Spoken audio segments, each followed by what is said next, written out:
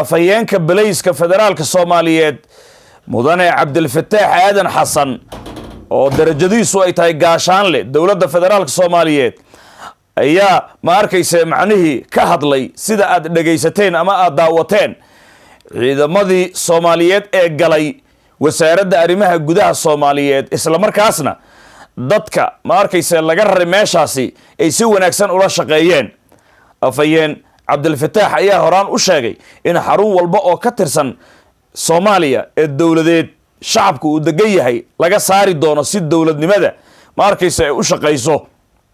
Cabdilfataax oo hadaladiisi bilooyin ka hor la dhayalsanayay ayaad moodaa hadda inay isa soo tarayaan xaqiiqooyinkooda haddaba gaashaanlahaasi u dhashay Digil iyo Mirifle qowmiyadda Maryland ka soo jeeda ma arkaysa macnaheedu mas'uul Soomaaliyeed oo dawlad aqoon ah wadaniyadana ay ku beeran tahay qarankana si wanaagsan ugu adeegaya wasaaradda arrimaha gudaha markii laga howlgalay dadkii deganaana ma arkaysa laga saaray ama laga saarayay waxa hadaladiisa ka mid ka ahaa sida aad daawanaysaan dhageystayaasha iyo daawadayaasha qiimaha iyo qaayaalaha waxaan rabaa bulshada Soomaaliyeed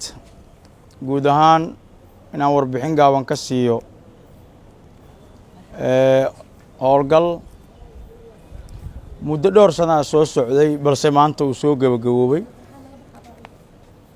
oo aan rabo inaan doorkii ay qaateen bulshada Soomaaliyeedna halkan ka xuso waxaan rabaa inaan u sheego bulshada Soomaaliyeed in xarunta wasaaradda arrimaha gudaha Jamhuuriyadda Federaalka Soomaaliya ku taalay degmada Boondere area Juba ay lahayd wasaaradda arrimaha gudaha Jamhuuriyadda Federaalka Soomaaliya oo ahayd xarun weyn oo ballaaran oo loogu adeegi jiray bulshada Soomaaliyeed oo waliba wasaaradda arrimaha gudaha iyo amniga ay ku wada shaqeey jireen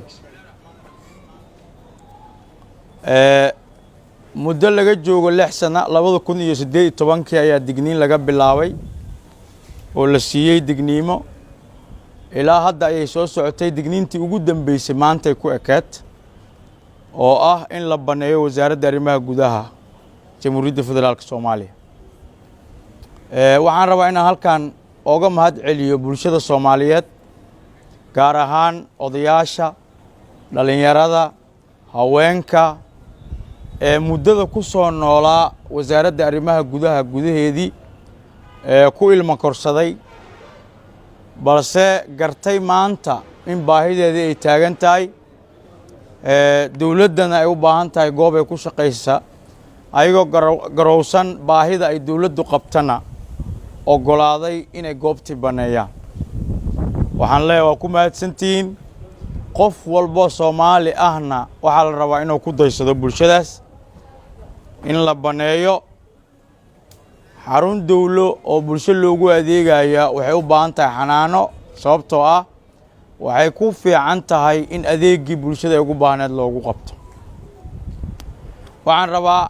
odayaasha indhergaradka dhalinyarada iyo cid walba oo ka qayb qaadatay in xaruntaasi lagu soo celiyo gacanta dawladda oo insha Allah wasaaradda arrimaha gudaha dhismo degdeg ay ka bilaabayso mashruuca lagu dhisayana muddo dhowr 10 sano ku dhowba uu yaalo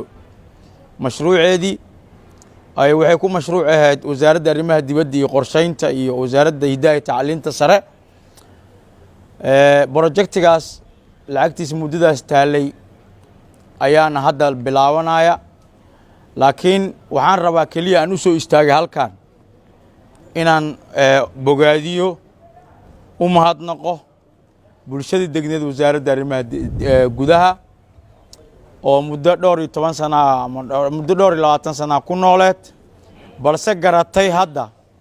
in qarankana uu baaxadii intii ka sii weynaanayo bulshadana ay u baahan tahay adeeg intii la ogaa in ka ballaaran marka waxaan ugu bishaareynaa bulshada Soomaaliyeed laga bilaabo maanta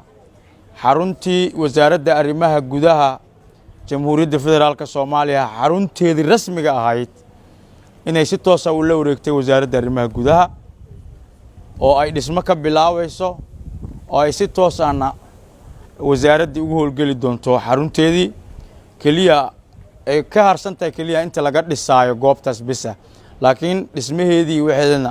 injineeradeedii ay joogaanba wasaaraddaana ka hadli doonto insha allah annagii wasaaraddoo wada soconana maalinka dhagax dhigaayo waa arki doontaan haddii aan leedno waxaan mar saddexaad iyo mar afraad iyo mar shanaadba ka daalayn inaan u mahad celiyo bulshada degneed wasaaradda arrimaha gudaha oo si qaylo la'aan ah buuq la'aan ah oo ay ku dheehan tahay wadaniyad iyo niyad sami iyo kalgacal uga guuray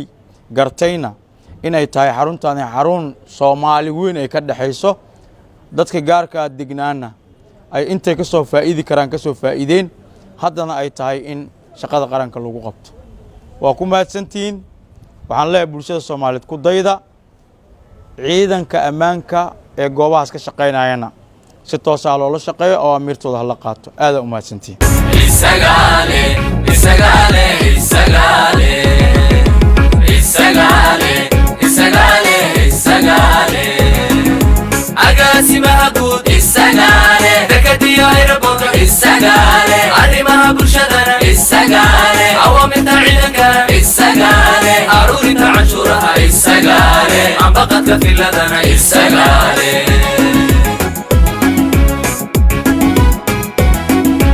isagaale isagaale isagaale isagaale isagaale isagaale agaasimaha guud isagaale dekadiyo aeroboorka isagaale arrimaha bulshadana isagaale awaamirta ciidanka isagaale aruurinta canshuuraha isagaale ambaqadka filadana isagaale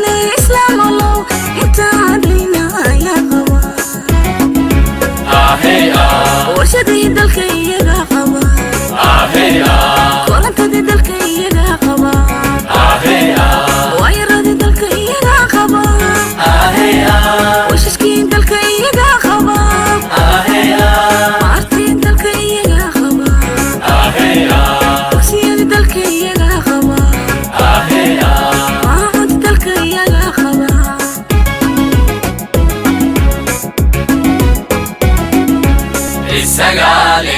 isagaale isagaale